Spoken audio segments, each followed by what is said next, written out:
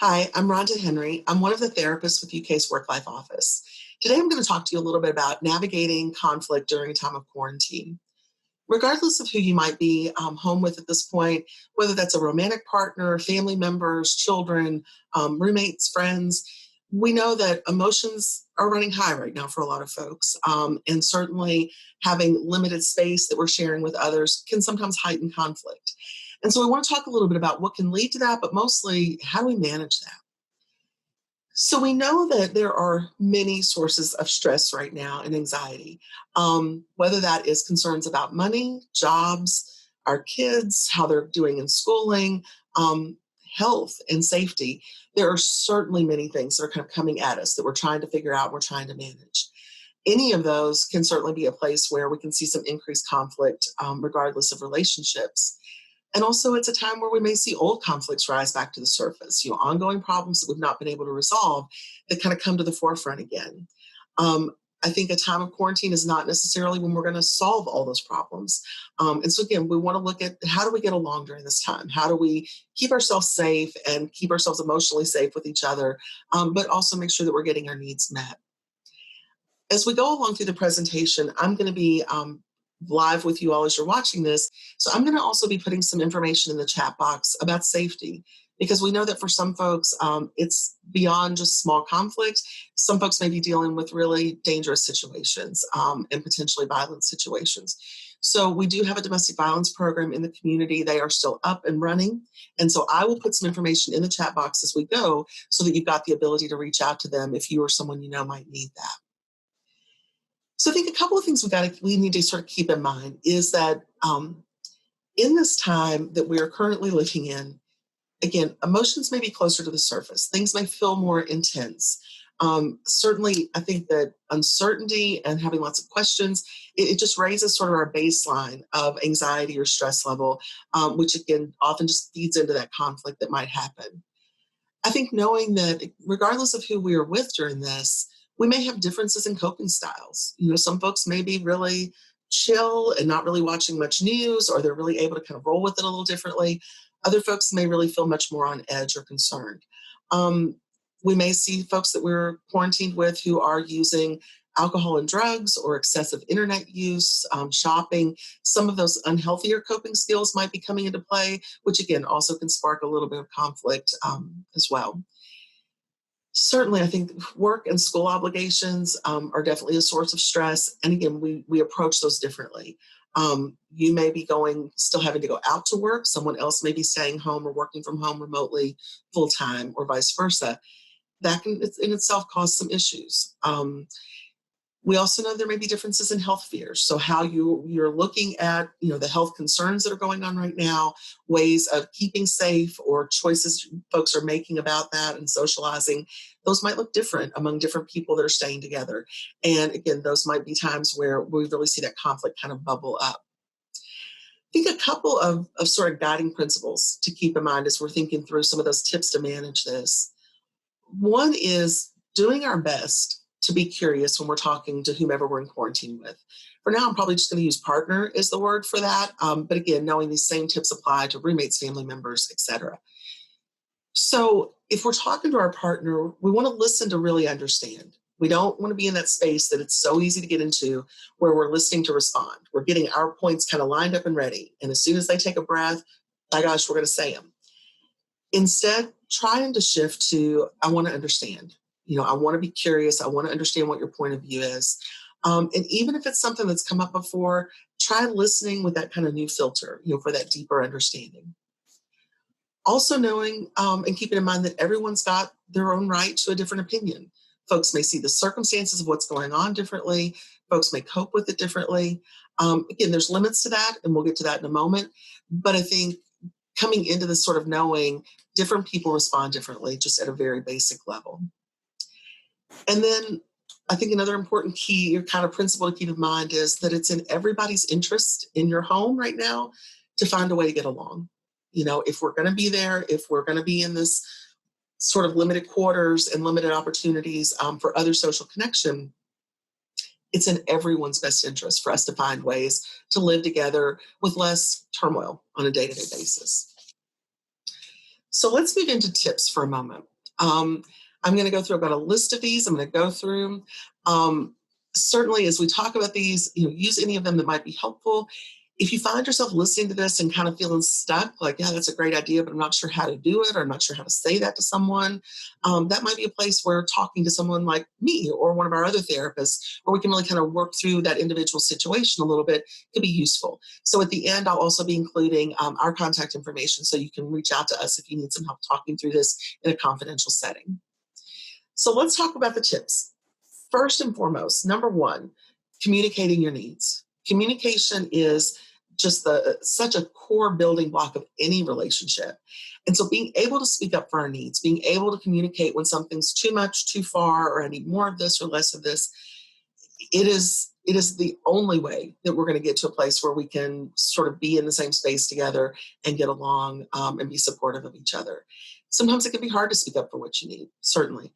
But I think, again, that's a place where talking to somebody like us, talking to a friend, sort of brainstorming that out a little bit, getting to what the root is of what you need, and then finding a way to communicate that.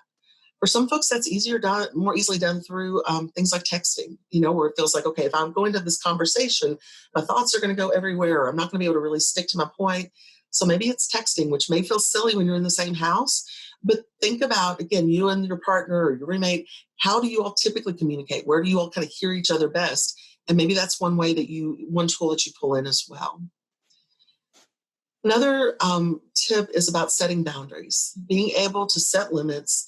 And that may be things as simple as, in shared space, we're not going to have the news on all the time. That's too much for me, or when we're in shared space, we're all responsible for picking up after ourselves, those sort of things. So having just some basic kind of boundaries and limits, it helps us, again, express our needs, and it helps us be able to hold each other accountable to, I thought these were some of our ground rules. I think being open-minded to different approaches. There may be a preferred way you like to do things, but if your roommate's taken on loading the dishwasher, if they're taken on, helping with the grocery run, then being able to respect that you've each got different ways maybe of doing something. And I think all of this loops back to that very first point of communication, being able to communicate your needs and then coming to that with some respect for the fact that we might approach it differently. One thing that can sometimes be helpful is having a bit of a schedule for shared space. So who's going to be in the living room? Who's going to use the big TV? When are we going to maybe go into separate rooms or watch something apart from each other so that we do have a little bit of breathing room? Doesn't mean we don't enjoy each other's company, but we often can enjoy it more when we've had a little bit of alone time to work through some things. I use this phrase a whole lot with folks, and often I'm talking about giving yourself grace, but giving the other people you're living with a little bit of grace. Knowing that we might not all be at our very best right now. We might not all be at our most thoughtful. We might be saying things in a more short way or a more abrupt way than what we would typically do. We may not be expressing ourselves very well. Often we're finding right now it's really hard to concentrate, to sort of get our thoughts in order. And so as much as you might be experiencing that, also knowing that those you're living with may be having that same experience, and most likely are, giving them a little bit of grace that, okay, they're trying to figure this out or they're doing the best they can. I think along with that is the idea of not pointing out every mistake. Again, did somebody forget to pick up something? Maybe. Do we need to talk about it? Maybe.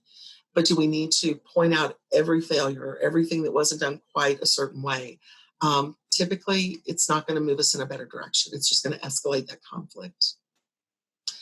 I definitely think it's important to choose our battles, and there are certainly times that it is important to set those boundaries or to have those limits of, this isn't okay with me. But I think we want to be cautious of taking every single small conflict and letting it blossom and kind of mushroom then into a bigger issue that's going to be harder to get past. I think choosing the battles wisely doesn't mean you don't pick some things that we need to deal with, but really thinking it through a little bit, kind of hitting the pause button, giving yourself a chance to think through a little bit. Is this something that's important enough that I want to bring this up or I want us to talk about it? If it is, absolutely we need to do that. Use those communication skills, setting some boundaries, setting some routines or ground rules. But if it's something that's just more an annoyance, maybe we decide to let that one go for now. Okay. One thing that I often will talk with folks about is the idea of doing kind of a weekly meeting, and whether again it's with a partner, a roommate, whomever you're quarantined with, but this idea of getting together on a regular basis. And I often compare it to a staff meeting, a healthy staff meeting, where, in a staff meeting, we've got certain things we always talk about. We're checking in on this project. We're seeing, what somebody needs in this way. We've got certain things that we expect to touch base on. And I think if we get into that routine of doing kind of a weekly meeting where we always are going to check in about, what money are we spending this week? Who's doing the grocery run or errand runs this week? What do you have coming up with work? What's our schedule? Who's cooking? Who's doing what chores? It just gives us a chance to touch base on some things that can be really kind of hot button issues, depending on what's going on, in a way, though, that is not, we're not having to wait till we sort of pull our reserves together. And this problem has built up and become so big that now I do have to talk about, I need to spend some extra money this week because I've got something coming up. If we know that that's coming in at a regular time, then we're able to come together, sort of sit down together, okay, and look at what do we need to talk about this week? What things are sort of on the agenda? What things do we have going on? And I think it lets us start those conversations in a more neutral space, which typically is a good thing for most of us. Having, again, routine things we talk about, it doesn't have to be that long. It can be 20 minutes, 30 minutes.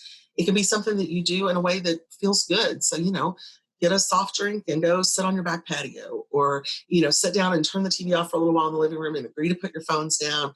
And like, okay, for this 20, 30 minutes, we're going to really listen to each other and focus on what's going on.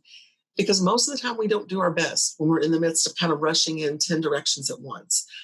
If you've got kids at home, you may be managing their schooling, or they may be having their own conflict among, siblings. Having a little time that we set aside and we intentionally sit down to talk to each other, it can really help prevent a whole lot of conflict from even really bubbling up. And it gives us a predictable place to be able to come bring issues and talk about them. Sometimes just knowing that, okay, come Sunday, we're going to sit down and talk and I'm going to bring this up. It helps the resentment not build up as much on that front end when we know that we've got a plan, to be able to address it. I think, anytime conflict comes up, I think coming back to a couple of basic core tips. One is focus on what you can control. What is within my control in this situation? And sometimes the only thing that's in my control is how I respond to it. We certainly can't control other people. We can't make a partner, roommate, parent do things the way we want them to, or do things that we do want them to do. So being able to refocus and recenter yourself on what can I control in this situation? Most conflicts are not one-sided. And so most of the time, multiple people carry some pieces of that. And so maybe that's that time to think about, what's my part in this? What am I contributing to this? And even if what our contribution is might be, sometimes I'm passive aggressive. Sometimes I let things fester and I don't bring them up. And that's the part I'm contributing to it. So really getting that, again, that opportunity to refocus in on what can I control in this situation? And then I think the other thing to keep in mind, because it is the part you can control, is building up your own self-care. The more we invest in taking care of ourselves, and I'm using that in a really broad way, but that is everything from getting enough sleep, eating reasonable food during the day, getting outside at some point in a way that feels safe, being able to have social connection, feeling okay about our job. As much as we can invest in our own self-care, it puts us in a better position to be able to meet other people where they're at. And I think often when our self-care is missing, when we don't feel like we're getting those needs met, we start out from a place often of resentment, and we often want someone else to, how don't you see this? How don't you see that I'm struggling over here? Well, because maybe they're struggling too, So what's the part you can control? Your self-care, what you do for yourself, communicating your needs, bringing up the idea of doing a weekly meeting or setting some boundaries or setting some routines. Those are all reasonable things. Not putting the pressure on yourself or other people in your household to get to resolve every conflict we've ever had, or to take an issue that's been a struggle for 5 years. We're probably not going to solve that during quarantine. I think it's the space to, again, go back to those principles. Being curious, listening to understand, knowing that everybody's got the right to sort of see this all differently or to experience it differently, and to know that it's in everybody's best interest to find a way to get along. Now, as I said, I'm posting safety information because this really, just in this setting, we're not going into the details of managing a domestic violence situation, although we know that risk is very high for lots of folks right now. I'm going to post some things in the chat box that give some resources around that. And certainly I would encourage you to consider talking to one of us if that is going on for you. For any type of conflict or stress-related issue, I'm one of 4 therapists with the UK Work-Life Office. I will put that in the chat box so that you know how to reach us. And if it feels like it will be helpful to sit down and just through Zoom to be able to talk about what your particular situation is, what things you've tried, what the barriers are, and kind of brainstorm some steps you can take, we'll be more than happy to talk to you about that. I hope this is helpful, and I hope that you're staying safe and healthy at home. Thanks.